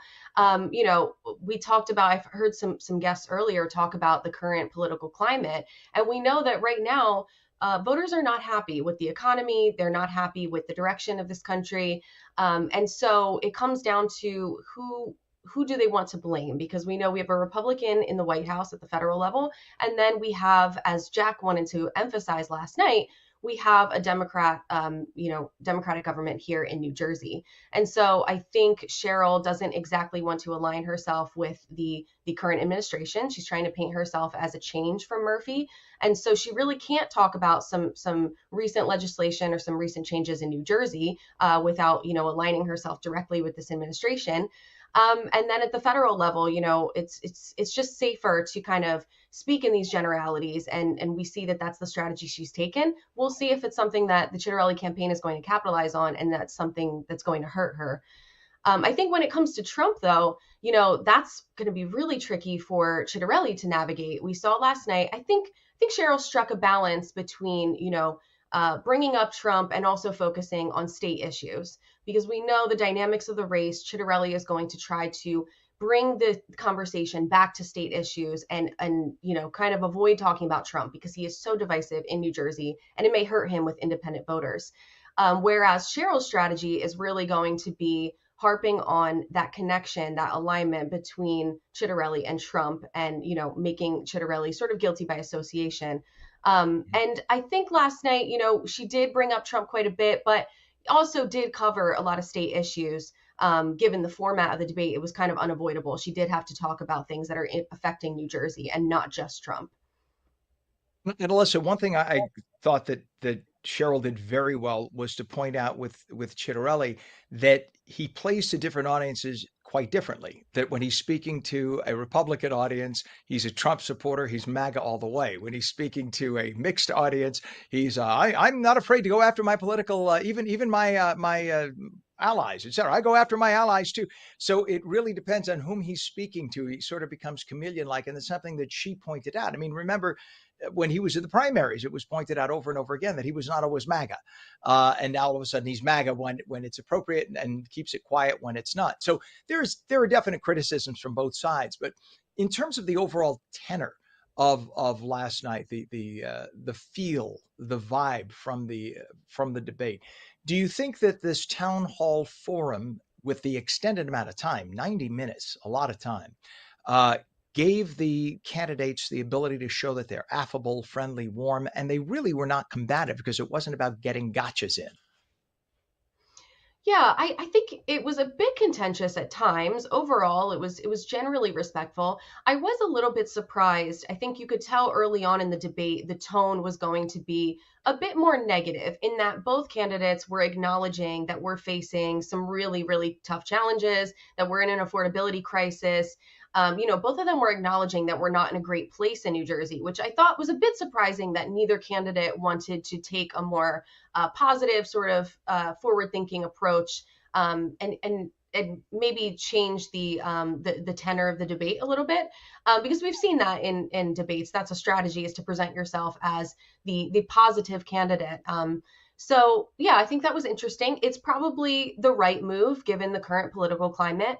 Our polling shows that voters are not happy with many things in New Jersey, with housing, with utility costs, with the cost of education. And so, it might be the right approach, but I do think the overall mood was certainly on the negative side. And in terms of youth, because I know you deal with youth a lot, and on your university campus, it's always been politically an active campus. What is the direction of youths? Now, I know that traditionally younger people tend to go liberal, but there's a conservative movement going on, as we've witnessed with the Charlie Kirk situation and the assassination. Uh, there's sort of a sense that I'm getting. I've been to a lot of events of late where I've literally been, and this is just my experience. I've been around younger people, and normally you hear them either not talk politics or talk something else or talk negative about the right. I've heard shockingly some very positive things about the right coming from younger people. What are you finding on your university campus? Well, I think we would need some more data to know for sure if these shifts are a sustained trend. I think we saw a lot of kind of anomalies in the recent election in 2024. Even here in New Jersey, we saw Trump had a lot of success with Hispanic populations throughout New Jersey. Is it perhaps that was a temporary response to the economic conditions, or it is a sustained trend that Republicans are going to be able to build on? We will see. We'll need a few more cycles and some more data to know for sure. I will say, with just tying it back to the debate last night, in the connection to young people, it did feel like the emphasis, there wasn't a lot of emphasis on issues that impact young people in particular. We saw some mention of housing costs for people just getting on their feet. But the whole conversation about K through 12 education, it really didn't touch on higher education at all. And there was a big conversation about this shift to AI and this changing economy and preparing workers for that, but no really robust discussion about affordable college education in New Jersey. So I thought that was interesting. And I think it just goes to show that these candidates are taking note of the fact that young people just don't vote in as high of numbers as the older generations. And so a lot of the policy discussions were about how to help seniors and how to help, older residents in the state, because those are the ones that they turn out to vote in much higher numbers. And so, I think we saw with the subject matter of the debate last night, not as much emphasis on the things that are going to impact, young voters who are in college or fresh out of college. Melissa Maurice, what a pleasure having you on. Head of research at the William J. Hughes Center for Public Policy at Stockton University. Come back again, especially as we continue to get closer and closer to Election Day. It was great to have you on today. Thanks so much. Thanks for having me. Thank you. 8:32 right now. When we come back, SpaceX just launched another 28 satellites into space yesterday. Brand and digital strategist Fisher will join us to tell us what this will mean for folks trying to get online with their phones in some areas. Our phone lines are open, 888-658-0234. Lots of sunshine today. The full forecast in a moment. You're watching ONNJ Mornings. We're coming right back.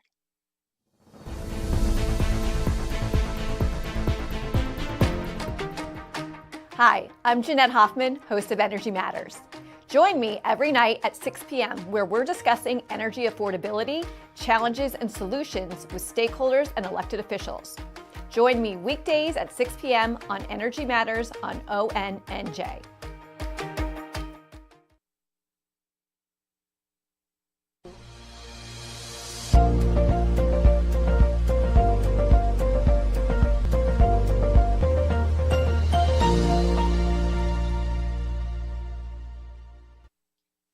Good morning. It is Monday, September 22nd, 2025, 51 degrees, 8:34. I'm Ken Rosato. Welcome back to ONNJ Mornings. Sunshine today. Straight to meteorologist Mike Favetta with the detailed Garden State forecast. Good morning, Mike.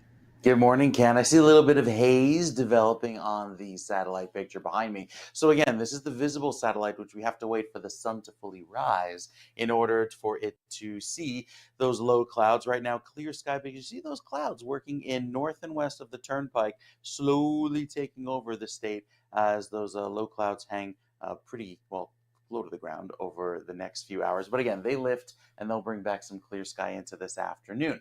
As far as the radar, we're still dry right now. We'll stay that way through the afternoon hours. Lots of sun toward the beaches with temperatures beginning in the 70s, going all the way up to 80 degrees there in Camden. So a warm finish to the afternoon with that dry weather around. And again, with the equal days and equal nights, sunset and sunrise times are almost around the same time versus the AM and PM, because today is the autumnal equinox. And with more clear sky today, we'll keep it nice and dry into this afternoon, bring back some threat of some rain by tomorrow. So you see a little eye developing there with Gabrielle. That's some sign of strengthening as Gabrielle is working to the north and east as it picks up some intensity. It's going to stay out over open water, so not anticipating to affect any land, at least through the rest of this week, as it works out over the open waters. Our forecast keeps our temperatures in the 70s today, climbing into the 80s tomorrow. A little more heat and humidity with that warm southwesterly breeze, feeling like summer on the first full day of fall, and then ending with a round of afternoon summer-like thunderstorms that come through between 4 and 6 p.m., right in time with the evening commute. So keep an eye to the sky for that. Beyond that, we get some gentle showers by Wednesday afternoon and another round of rain that comes in Thursday. It's just one weather system after the next, this parade of rain showers that takes over each afternoon. Doesn't mean it rains all day long, but there'll be some opportunities for some wet weather, not just tomorrow, but also Wednesday and Thursday as these fronts kind of linger over New Jersey over the next several days. They finally clear out by Friday, leading to a pretty decent start to our weekend. I think Saturday and Sunday will be nice and dry, but it takes a while to get there. So rain opportunities each day doesn't mean it's a washout through the rest of the week. And then I think by the time we get to the weekend, even down the shore, temperatures climb into the mid-70s and stay with the clear sky by the end of the weekend. So some pretty nice weather upcoming for the first full weekend in fall, Ken. I want to see that same strip of temperatures behind you for the first full week of winter. If we could have that, I'll even put $1 in your pocket. Come here, kid. Come here. Here's $1 in your pocket. Here, here. Your Uncle Jeff. Pam is in my ear saying, I want a blizzard. Pam, you're going to be on my naughty list for Christmas time if you keep saying things like that. All right. Thank you. Thank you both. Pam, thank you very much. Mike, appreciate it. It's 8:37 right now, 51 degrees. The temperature is not budged in northern New Jersey all morning. We have 54 in Trenton and 50 now in Cape May. 8:37 in terms of traffic. The main things I want to talk about today is the gridlock alert week and next week too in Manhattan, because the UN General Assembly is in session. That means there will be sporadic closures of whole sections, intersections, roadways. Just avoid Manhattan by car if at all possible. Right now we have issues at the Lincoln, 40 to 45 minutes. Holland is 30 to 35. Take a look at the GWB approach upper and lower levels. Just heavy heavy. It's 40 minutes across right now. That's actually an improvement, but that's an ugly drive into Manhattan. And once you get in, it just doesn't move much faster. 8:37 is our time. SpaceX launched another mission from Florida yesterday to release 28 more Starlink satellites into space. Starlink and Boost Mobile have reached a deal to provide satellite service to their customers. And this morning, or I should say, and this coming Sunday is the 24th annual Tunnel to Towers 5K Run and Walk, New York City. Our own Fisher will be taking part. He's joining us now to tell us all about both. Fisher, of course, is a brand and digital strategist who can be found on X, Threads, and Instagram with the username @Fisher, and through his website, fisher.media. In spite of the fact that he's clean shaven today, we still recognize him. Pam, our director, said, "Who the hell is that?" I said, some guy. He's no longer Santa Claus. Good morning to you, Fisher. That's right. Good morning. Yeah, I'm trying to get aerodynamic for the run on Sunday. I thought that. No, it's not. I've known you since you're a kid. I knew you were going to go there. I knew it was aerodynamics with you. That's it. Well, you look handsome, young man. Very good. Thank you very much. Well, let's start SpaceX and SpaceX and let's start with Starlink. Yep. So Starlink and EchoStar, parent company of Boost Mobile, have struck a deal to expand Starlink's direct-to-cell mobile service beyond its exclusive partnership with T-Mobile. The partnership allows Boost Mobile subscribers to access Starlink's next-generation direct-to-cell service through the 5G network. Now, T-Mobile, which is Starlink's initial U.S. collaborator, integrated the service into their network earlier this year, launching a beta in February and full rollout over the summer for its subscribers and iPhone users on other carriers. The expansion aims to provide seamless satellite connectivity for mobile users in areas without traditional coverage. So this is not for somebody in Parsippany or Secaucus, right? This is for somebody who's hiking the Appalachian Mountains or lives in a remote area where cell service is traditionally not around.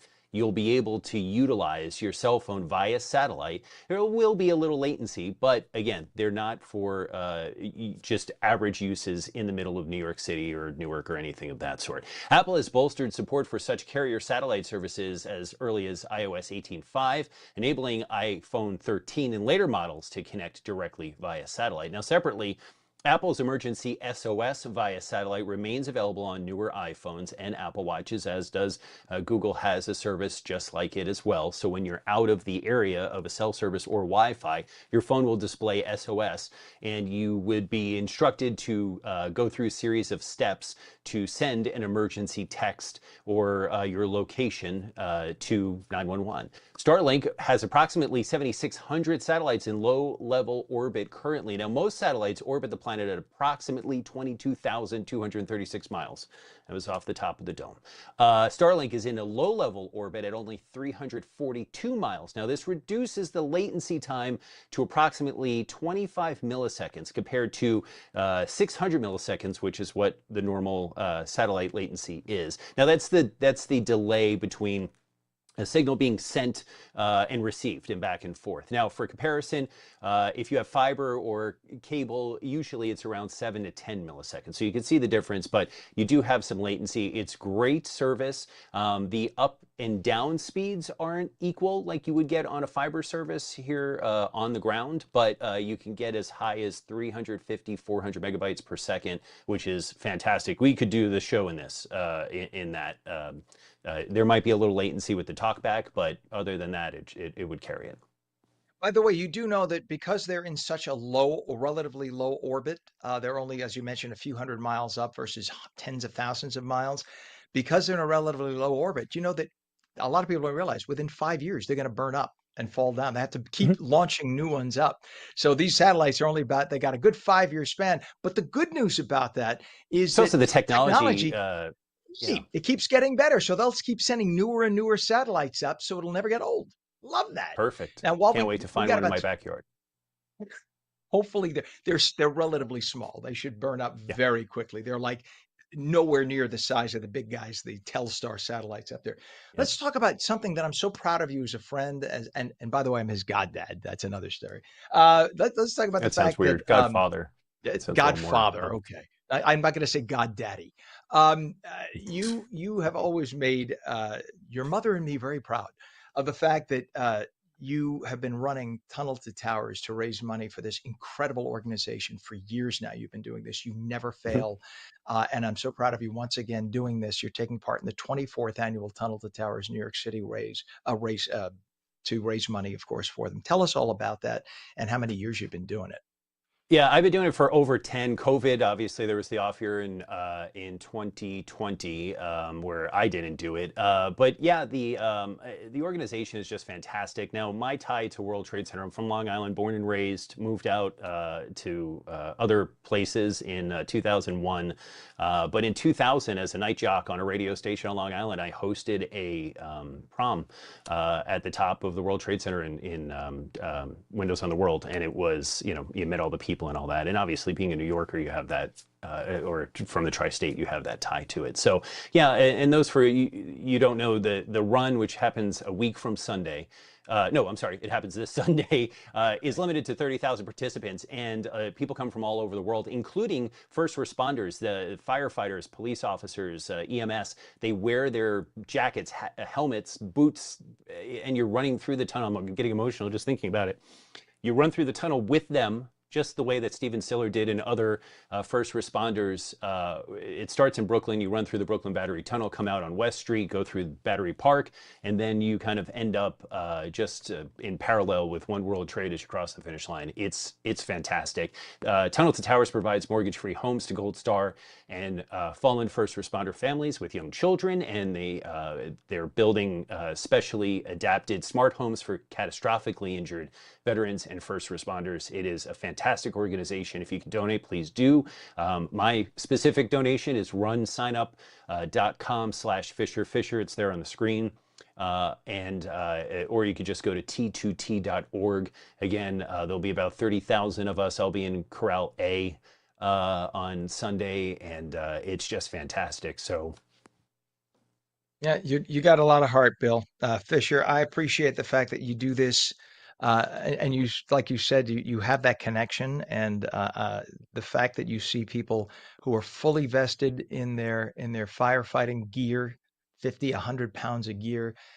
Stephen Siller, when he did that, he didn't think about the fact that he might die. I'm sure he never gave it a thought. And if he knew he was going to die, I don't think he would have cared. I don't think he would have cared one bit, because of the hero that he was. And the idea of running, what is it, 2 or 2.5 miles through the tunnel? Yeah, it's 2.5 miles in the tunnel. So you go down to the bottom of the East River and you come up. But so Stephen Siller lived in Brooklyn, left his truck just outside the tunnel, ran through in full gear, tank, helmet, the whole thing, straight to the World Trade Centers back in 2001. So that's the steps that we will follow. The reason I'm making that little swoop, people don't realize the tunnel goes down like 100 something feet to go into the bedrock, right? And then it comes up, and you got to run up. Yeah. Unbelievable. Yeah. Thank you. So and when you come out on the other side, quickly, when you come out on the other side, they have FDNY cadets holding the faces of every firefighter that was lost, and the police have the same, NYPD have the same on the other side, or MTA, I'm sure. So yeah, it's pretty moving. So runsignup.com/FisherFisher. You could see why you have first responders from all over the world who want to take part to show their love for their brother who died, and so many brothers and sisters who died trying to rescue other people. Brand and digital strategist Fisher, found on X, Threads, and Instagram with username @Fisher, and through his website, fisher.media. Please, if you get some video, bring it so we could show next week. Sure. And show what a good job you did. All right. Good luck with Tunnel to Towers this Sunday. Thank you for coming on as always, and we'll try to get some donations out your way to help out Tunnel to Towers. You bet. Thanks, Fish. It is 8:46 right now. A beautiful sunny day today. Meteorologist Mike Favetta comes back. Oh, by the way, we'll take your calls at 888-658-0234. And one of my buds, Mr. Wisniewski, is going to be on, former state assemblyman, former candidate. He was a Democratic primary candidate for governor. He's going to give us more insight about what happened last night in the town hall debate. You're watching ONNJ Mornings. Don't go away.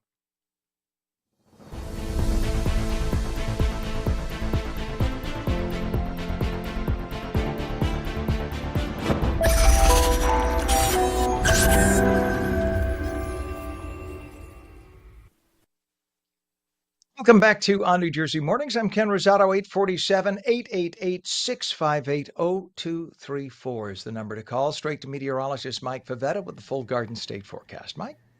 Ken, I've been watching the Sunday forecast very closely. Weather Prep, my company, has been giving the forecast for Tunnel to Towers for the last 2 years. Since it's been raining, they had 2 decades of sunny weather for their event, and just the last 2 years alone, it's been pretty terrible weather. So I want to keep all the participants safe because, yes, even though they're in the tunnel for about 2.5 miles, there's a lot of activities on both ends when those 30,000 plus runners are lining up and getting ready. So the forecast does look much better, much improved for the weekend. Then it'll feel, well, a little wet before then because there are some rain showers in the forecast going forward into tomorrow and into Wednesday, even Thursday. So get out and enjoy the sun today. With the dry weather that prevails, we're still in a drought in northern New Jersey, have less than half of the normal amount of rain that we're used to from the middle of August to the middle of September. And that equates to about a 1 to 2 inch rainfall deficit at worst in the northern part of the state. Need a good tropical system to give us some wet weather. And there is another one brewing right now, which just turned red, meaning there's a higher probability of that turning into a named system maybe as soon as tomorrow. So into the rest of the month, we are in that reddish orangey area, meaning warmer than average weather.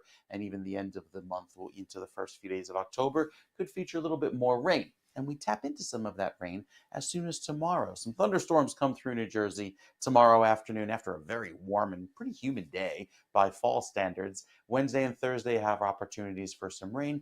And then by Friday, we bring back the drier weather by the end of the work week. The weekend's shaping up to look dry, warm, temperatures climbing into the 70s, even at the shore, looking very pleasant, with highs that will be above average going throughout this week. Even though there's some rain chances each day, we cool off just a little bit, but keep the sunshine around for Saturday and Sunday. So great weather for this weekend for all of the outdoor events taking place, especially by Sunday, Ken. All right. Thank you so much. Appreciate that, Mike. And thanks for doing the special forecast there for Tunnel to Towers. I'm sure they all appreciate that. We'll see you in the morning, Mike. It is See you tomorrow. 8:49 right now. You bet. 51 degrees in northern New Jersey. It is 54 in Trenton, 50 down in Cape May. And in terms of traffic, it is an ugly 2 weeks of traffic because we have gridlock alert in Manhattan. Let's first take a look at the GWB upper and lower levels, just both very heavy. In fact, well, the lower level on the left is starting to move a little bit better, but we're told it's still 40 minutes into Manhattan. That's all due to the gridlock alert status that is in Manhattan because of the UN General Assembly being in session this week and next. In fact, the president's going to be in town as well tomorrow. That's going to cause a whole new level of nightmare when it comes to driving. So please try to take mass transit or work from home if you can for the next 2 weeks. So right now we have 40 minutes at the GWB. It's 40 to 45 at the Lincoln, 30 to 35 at the Holland. 8:50 right now. We're joined now by John Wisniewski, who is the former New Jersey State Assemblyman and longtime voice in state politics. No stranger to a lot of people here and no stranger to running for governor in this state because he ran in the 2017 Democratic primary. Always good to have him on. Good morning, John. Good morning, Ken. How are you? I'm great. Thank you. Did you catch last night? And what did you think of the town hall? Well, I thought it was good. I thought Mikey Sherrill won the town hall, won the debate. But, the problem with debates in the modern era is that most of the people that are turning in and listening and watching are really the truly committed on either side. I wish there was a way that you could have these events so that you can attract the uncommitted, the people who aren't paying attention, but will eventually. And that's, I think, just a function of the overwhelming choices people have in the media environment. That on a Sunday, do I watch the debate or do I watch the game or do I watch a movie? Unfortunately, civic involvement has fallen, and people, majority of people choose just not to pay attention. I think you're 100% correct, and B, I think that's where social media has stepped up to the plate because I think before social media, you're right. I believe that it was just lost, and at least with social media, you can get them in little dribs and drabs. You can get different people of different demographics, people who are maybe not interested in sports or movies, and it's a way of reaching them in a different way. And it's interesting now to see the polls tightening. We all knew that the polls were going to tighten.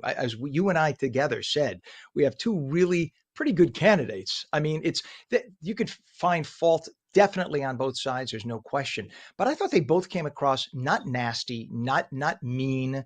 Even though they both had a couple of gotchas, it still came across for especially a town hall setting as both affable people. What do you think? Well, I think that's the rule, right? Jack Ciattarelli, Mikey Sherrill, before the debate, I'm sure, had conversations with their consultants, their advisors, and the same advice that they got is the advice that I got.